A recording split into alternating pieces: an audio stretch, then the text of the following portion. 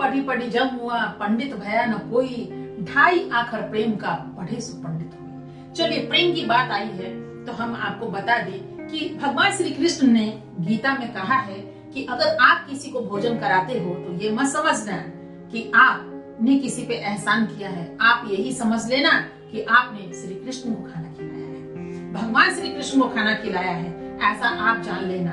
और यही चीजें हैं कि अगर हम कोई दान करते हैं, कहा गया है गुप्त दान महादान, यानी कि कुछ भी अगर कहीं से भी किसी को आशीर्वाद आप भेजते हैं या फिर किसी को खाना खिलाते हैं या फिर किसी को कर्ज देते हैं, वो कर्ज जिसकी वापसी की आपको उम्मीद नहीं होती है कि वो इंसान आपको दे भी पाएगा और वो आपसे कुछ राशि ले लेता है अपने जीवन यापन के लिए या फिर स्कार्सिटी के लिए। ऐसे तो देखा जाए तो सामान्य लोग या सहृदय वाले किसी से कोई राशि लिया नहीं करते, कर्ज भी लेने से कतराते हैं। जिनके पास स्थिति नहीं होती है, परिस्थिति नहीं होती, या फिर जिसके पास वो सामर्थ्य नहीं होता है कि उस कर्ज को वो चुका पाए, लेकिन एक मजबूरी होती है, जिए तो जिए कैसे बेकार धन का, चूंकि अन जरूरी है पेट भरने के लिए। और इस दरमियान लोग सोचते हैं कि चलो हमारे जो परिवार के मेंबर्स हैं या समाज के मेंबर्स हैं, ये अपने ही तो हैं, अपने भारत के ही तो हैं, तो हम अगर मांग भी रहे हैं तो कहाँ किसी दूसरे से मांग रहे हैं और कितना मांग रहे हैं। चलिए एक बार जाते हैं और मांग लेते हैं, चलिए उस दिन का हमारा जुगाड़ तो हो जाएगा, लेकिन राशि अगर कम मिले, उतने ही मिले तो लोग क्या करें, आज खाए कल खाए। और अगर किराए के मकान में रह रहा हो तो आप समझ सकते हैं 5,000 6,000 7,000 तो किराए में चला जाता है।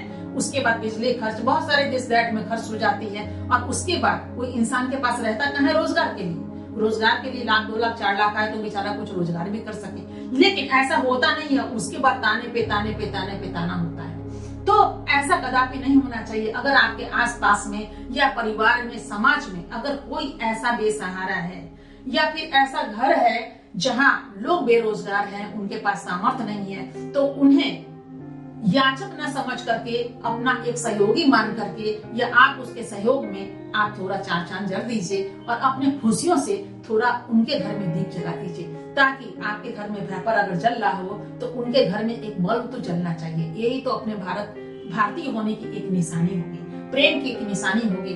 वो कोई भी समाज के हो, हिंदू मुस्लिम सिख ईसाई कोई भी हो, हम लोग इतना लंगर चलाते हैं। यानी कि अगर सिख परिवारों की बात कर ले तो आरंभिक दौर से भी देख लीजिए तो सबसे प्रथम की चीजें हैं कि वहाँ भूखे को भोजन दिया जाता है और रहने वाले को आसरा दिया जाता है। बहुत सारे स्टेट में ऐसा नहीं है, लेकिन मैक्सिमम स्टेट में अगर आप देखेंगे तो किसी को कुछ खाना नहीं मिलता है ना, तो बस दिमाग में रहता है चलो गुरुद्वारा में चले जाते हैं और वहाँ रोटी तो मिल जाएगी, पानी मिल जाएगा, भरपेट खा लेंगे। और बहुत सारे ऐसे लड़कियों को मैंने देखा, लड़के को देखा जो हॉस्टल में रहते हैं या पेन गेस्ट बन के रहते हैं, वो अपने पैसे को बचाते हैं और पास के गुरुद्वारा में जाते हैं और वहाँ उनका टाइमिंग होता है कि इस समय गुरुद्वारा में मुझे खाना मिल जाएगा, जाते हैं, खाना खाते और चले आते। कहाँ गुरुद्वारा वाले बोलते हैं कि मैंने तुम पे एहसान किया।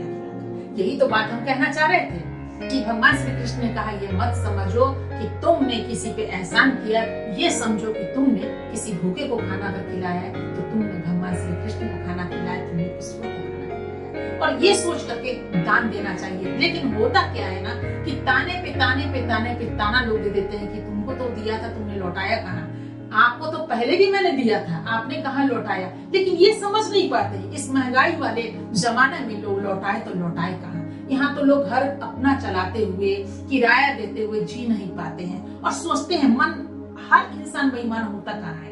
अगर हर इंसान बेईमान होता तो 5 उंगली क्या बराबर नहीं होती, छोटा बड़ा क्यों होता। ये तो ईश्वर ही ऊपर से भेजे हैं, कोई छोटा है और कोई बड़ा है। तो ऐसे में एक दूसरे की भावना को समझने की कोशिश कीजिए। सिर्फ इतना क्या काफी नहीं है कि एक इंसान अगर बेरोजगार है लेकिन वो सच्चा है, ईमानदार है और अच्छा है, तो आप उसको ऐसे ही गिफ्ट दे दीजिए, ऐसे ही हेल्प कर दीजिए, उसे ताना मत मारिए। भूखे रह जाना बहुत आसान होता है, उस इंसान को पानी पी करके भी रात गुजार सकता है निश्चिंत होकर के। लेकिन अगर वो भरपेट खाना खिलाकर उसे ताने पे ताने पे ताने पे ताना दीजिए ना, तो इतना जलन होता है ना कि उससे वो इंसान सोचता है कि इससे तो अच्छा होता कि हम मर ही गए होते, मर ही जाते, लेकिन ताना तो नहीं मिलता। ऐसे लोगों को जीने का हक होना चाहिए और जीना चाहिए ऐसे लोगों को। तो जितने भी अमीर हैं उनसे बस इतना ही रिक्वेस्ट है हमारा कि अगर आपके आसपास में कोई ऐसा समाज है जो अक्षम हो, उसे आप अपने थोड़े से धन से उसे अमीर कीजिए। हर आदमी और एक दूसरे को अगर हम देते रह जाएं तो हमारे भारतवर्ष में गरीबी का नामो निशान मिट जाएगा। सिर्फ सरकार सरकार सरकार और सरकार मत कहिए कि सरकार रोजगार नहीं देती है। नहीं, अगर हम और आप अगर हाथ मिला लेना तो वो इंसान भी सक्षम हो पाएगा और उसी तरह वो इंसान भी दूसरे की मदद कर पाएगा और सिस्टम पर जाएगी मदद की। लेकिन बस वही फिर ये चीजें एहसान करके जताइए मत कि मैंने तुम पर एहसान किया। बस सोच लीजिए, हम भी भगवान के बंदे हैं, वो भी भगवान का बंदा था और हर इंसान में एक भगवान तो होता ही है। तो किसी मजहब का हम पावर की बात कर रहे हैं, ईश्वर की बात हम नहीं सिर्फ कर रहे हैं। ईश्वर अल्लाह सभी एक ही है, लेकिन पावर की बात करें, हर इंसान में एक पावर है। तो थोड़ा सा अच्छा क्यों नहीं करके चले हम, कि ताकि यही चीज तो हमारा बैंक बैलेंस होगा जो ऊपर के अकाउंट में जरूर जमा होगा। हम भी ऐसा शुरू कर दिए करना, आप भी कीजिए ना।